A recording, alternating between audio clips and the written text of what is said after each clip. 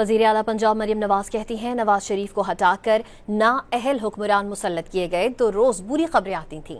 نواز دور واپس آیا ہے تو خوشخبریوں کا سلسلہ پھر چل پڑا ہے۔ سرگودا میں الیکٹرک بس سروس کی افتتاحی تقریب سے خطاب میں مریم نواز نے کہا، اڈیالہ جیل میں بیٹھے شخص کو نہیں پتا کہ وہ پاکستان میں قصہ پاریانہ بن چکا ہے۔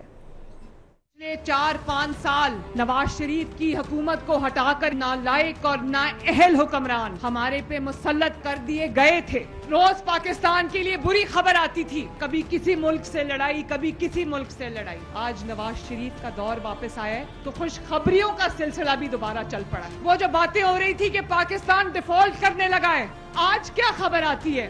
آج خبر آتی ہے کہ سٹاک مارکیٹ نے ریکارڈ توڑ دیے۔ سفارتی محاذ پہ اللہ تعالیٰ نے پاکستان کو جو کامیابیاں عطا فرمائی ہیں، جس طرح پاکستان انڈیا سے جنگ جیتا ہے جس کا نام بیان المرصوص تھا، اس نے پوری دنیا کے تمام ممالک کے دلوں میں پاکستان کی دھاک بٹھا دی۔ سعودی عرب اور حرمین شریفین بالخصوص اس کی پاسبانی کا شرف پاکستان کو ملا ماشاءاللہ۔ پچھلے سالوں میں ایک وزیر اعظم ہوا کرتا تھا، الٹی سیدھی حرکتوں پر جہاز سے اتار دیا گیا کہ اترو بھائی جاؤ۔